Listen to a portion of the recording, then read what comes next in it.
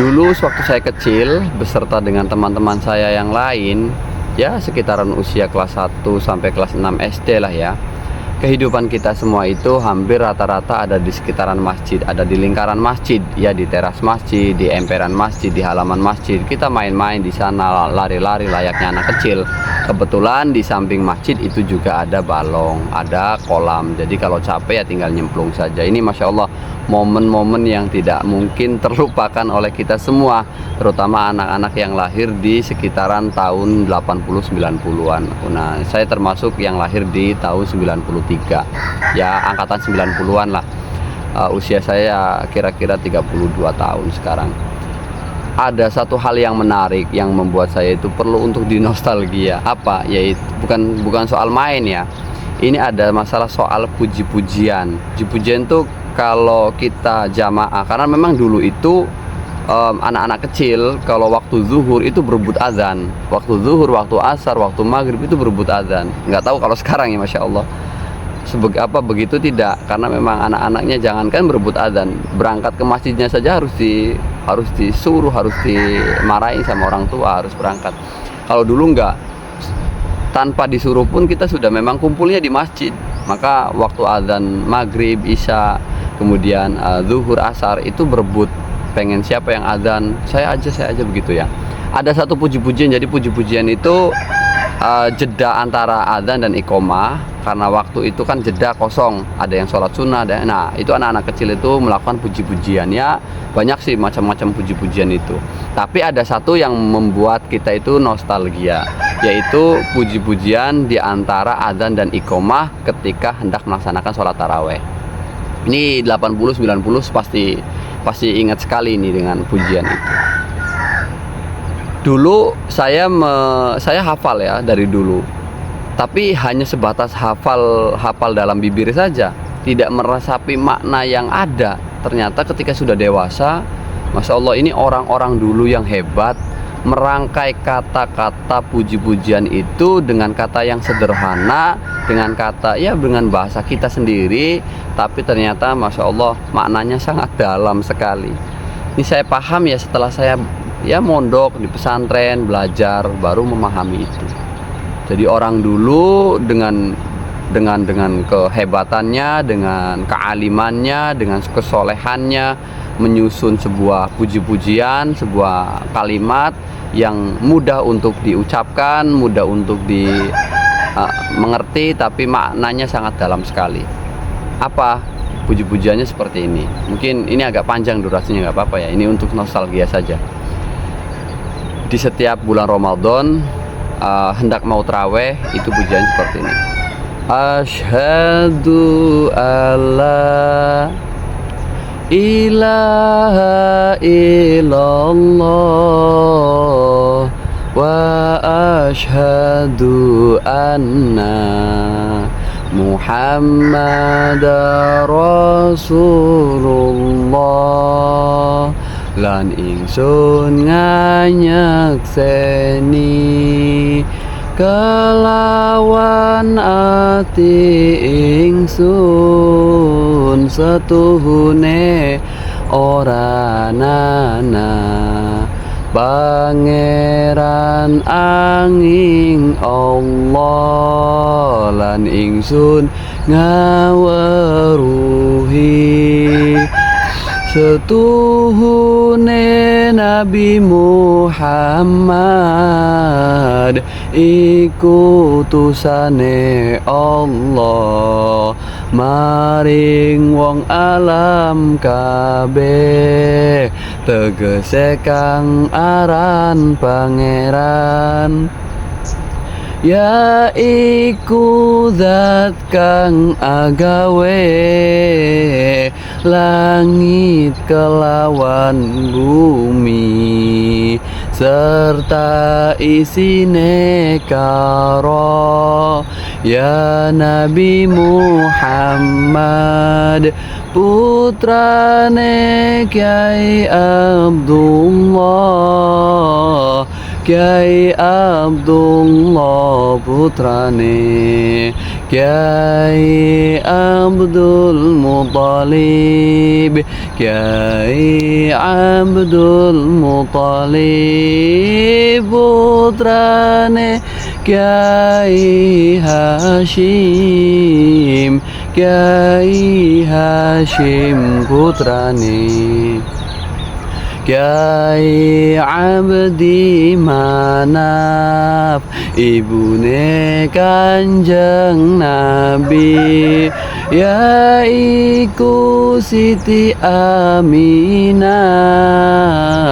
putrine Kiai Wahab.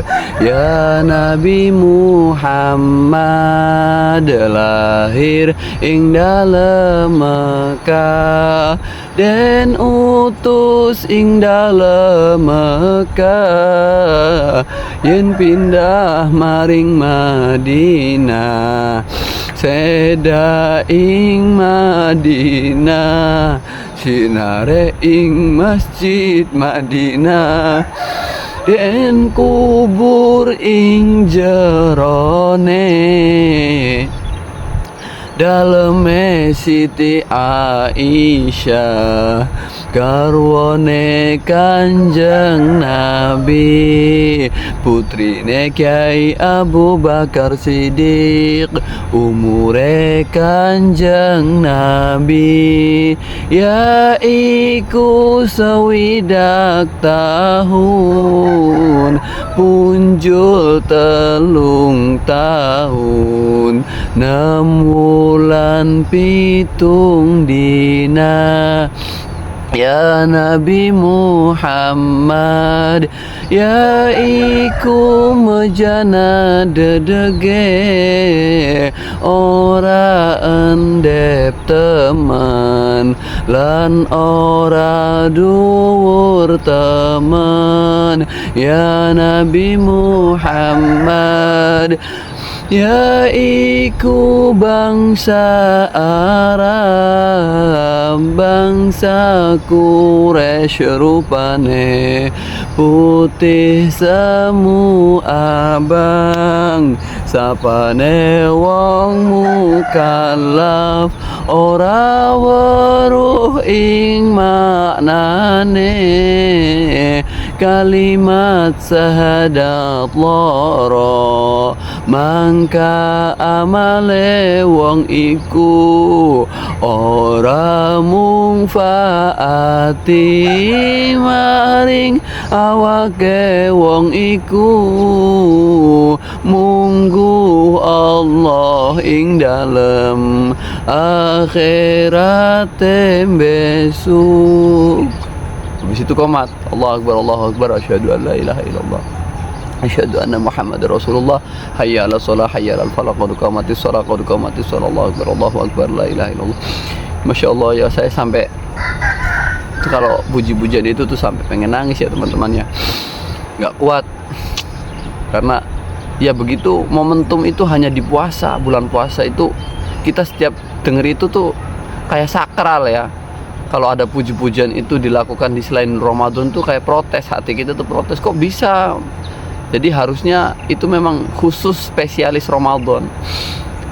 Nih kita pengen mencoba mengupas maknanya. Saya tadi sempat gemeter ya, jadi suaranya nggak jelas.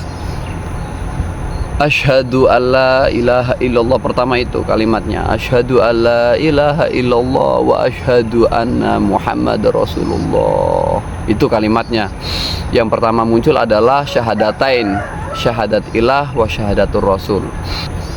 Maknanya apa? Maknanya asyhadu alla ilaha illallah wa asyhadu anna Muhammadar Rasulullah, lan ingsun nganyekseni kelawan ati ingsun setuhune ora nana Pangeran angin Allah. Maknanya syahadat yang pertama adalah sesungguhnya hati kita, keyakinan kita itu 100% meyakini tidak ada Tuhan yang patut untuk disembah, tidak ada Tuhan yang layak untuk disembah, tidak ada Tuhan yang pantas untuk disembah kecuali satu, yaitu Allah Subhanahu wa ta'ala.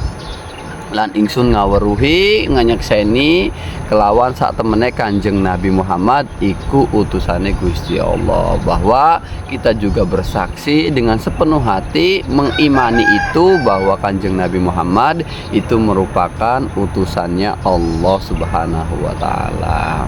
Tegese kang aran pangeran yaiku zat kang agawe langit kelawan bumi. Jadi yang disebut Allah Subhanahu wa ta'ala itu adalah Tuhan alam semesta, Khaliqul aflak, Khaliqul kulli syai', yang menciptakan segala sesuatu termasuk langit, bumi dan isinya. Allah yang menciptakan langit, menciptakan bumi dan seisinya. Ya Nabi Muhammad putrane Kyai Abdullah, Kyai Abdullah putrane Kyai Abdul Muthalib, Kyai Abdul Muthalib putrane Kyai Hashim, Kyai Hashim putrane Kyai Abdi Manaf. Ini bagian ini menjelaskan tentang nasabnya Rasulullah Shallallahu Alaihi Wasallam, di mana beliau ini merupakan putra dari Abdullah, Abdullah putra daripada Abdul Muthalib, Abdul Muthalib putra dari Hashim, Hashim putra dari Abdi Manaf. Itu nasab Rasulullah Shallallahu Alaihi Wasallam. Ibune Kanjeng Nabi yaiku Siti Aminah, putrine Kyai Wahab. Kalau dari jalur ibu, beliau adalah putra daripada Sayyidah Aminah yang merupakan putri daripada Wahab. Wahab tuh ya Kyai Wahab, kalau bahasa orang Jawa ya Kyai Wahab. Tapi kalau dulu yang nggak ada Kyai Wahab. Ya Nabi Muhammad lahir ing dalem Mekah, den utus ing dalem Mekah, yen pindah maring Madinah, seda ing Madinah, sinare ing Masjid Madinah, den kubur ing jerone daleme Siti Aisyah garwane Kanjeng Nabi. Ini menjelaskan tentang masa dakwahnya Rasulullah. Rasulullah memang lahirnya ada di Mekah, besarnya di Mekah, tapi setelah beliau diutus di Mekah melalui banyak cobaan yang ada di Mekah itu, melalui dengan blokade, dengan boikot orang-orang kafir Quraisy, intimidasi, diskriminasi, tindakan kekerasan, sehingga Allah perintahkan Kanjeng Nabi untuk hijrah ke Madinah. Jadi lahir besar di Mekah, kemudian hijrahnya untuk dakwah menyebarkan agama Islam lebih jauh, ini ada di kota Madinah. Sinarnya ada di Masjid Nabawi yang sekarang kita kenal Masjid Nabawi itu. Seda ing Madinah, sinare ing Masjid Madinah, dan kubur ing jerone daleme Siti Aisyah. Beliau wafat di Madinah dan dimakamkan di rumah atau kamarnya Sayyidah Aisyah yang merupakan istri daripada Rasulullah SAW. Dan ini memang kenyataannya begitu. Rasulullah itu dimakamkan ada di dalam kamarnya Sayyidah Aisyah.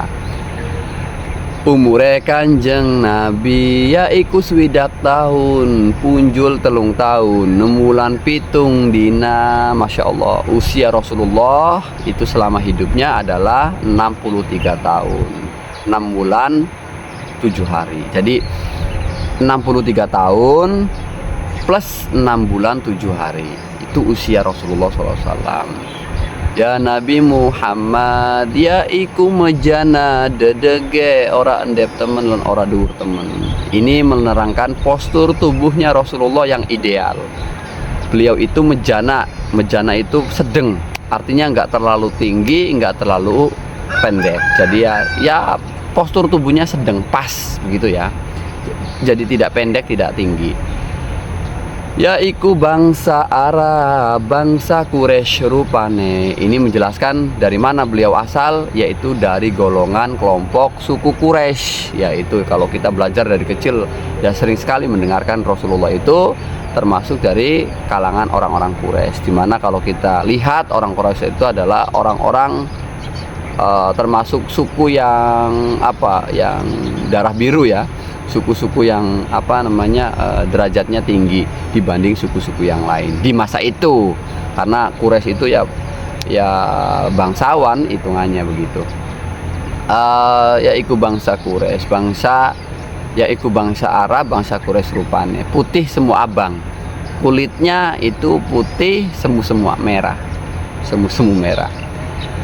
Sapane wong mukallaf ora weruh ing maknane kalimat syahadat loro, mangka amale wong iku ora mungfaati maring awake wong iku mungguh Allah ing dalam akhirat yang besok. Masya Allah, ini puncaknya orang dulu ini membuat puji-pujian yang kita hanya paham ketika kita sudah belajar. Dulu hanya sebatas hafal saja, tapi nggak tahu maknanya bagaimana. Ternyata di situ dikatakan sapane wong mukalaf. Ya kita ini orang mukalaf itu orang yang sehat, akal pikirannya sehat, sudah balik, tidak ada halangan lain-lainnya. Ya seperti kita ini mukalaf, agama Islam yang balik, yang sehat, pikirannya sehat, tidak junun. Tidak tahu, mukalaf kok tidak tahu makna kalimat syahadat loro, makna asyhadu alla ilaha illallah, tidak tahu makna kandungan dari kalimat asyhadu anna muhammadar rasulullah, tidak tahu dua kalimat syahadat itu. Kata yang menyusun puji-pujian ini, dan memang syariatnya memang begitu. Ini Masya Allah, kiai yang alim, kiai yang pinter, tapi tidak dengan menggunakan bahasa Arab, tapi kolaborasikan dengan menggunakan bahasa kita, bahasa Jawa, ya khususnya di wilayah Cirebon ini. Sapane wong mukalaf ora weruh ing maknane kalimat syahadat loro, kita tidak tahu makna daripada yang terkandung di dalam dua kalimat syahadat itu, asyhadu alla ilaha illallah, asyhadu anna muhammadar rasulullah, mangka amale wong iku ora mungfaati maring awake wong iku. Maka amal yang telah diperbuat sebanyak apapun itu tidak akan bisa bermanfaat untuk dirinya kalau tidak mengerti, memahami makna kalimat syahadat dua syahadat itu tadi. Maring awake wong iku mungguh Allah ing dalam akhirat yang besok. Jadi kelak di akhirat itu Masya Allah tidak ada amal yang bisa memanfaati dirinya, memberikan kemanfaatan selama ketika dia hidup di dunia dia tidak mau memahami makna dua kalimat syahadat. Masya Allah, luar biasa makna yang dalam yang dibuatkan atau disusun dalam bentuk puji-pujian yang anak-anak sudah hafal tapi memang belum memahami maknanya. Ketika sudah dewasa seperti saya ini mempelajari, memahami, ternyata maknanya sangat dalam. Terima kasih untuk orang-orang yang dulu sudah berjuang untuk menyebarkan syariat dengan metode yang mudah untuk dipahami oleh masyarakat awam seperti kita ini. Terima kasih. Assalamualaikum warahmatullahi wabarakatuh.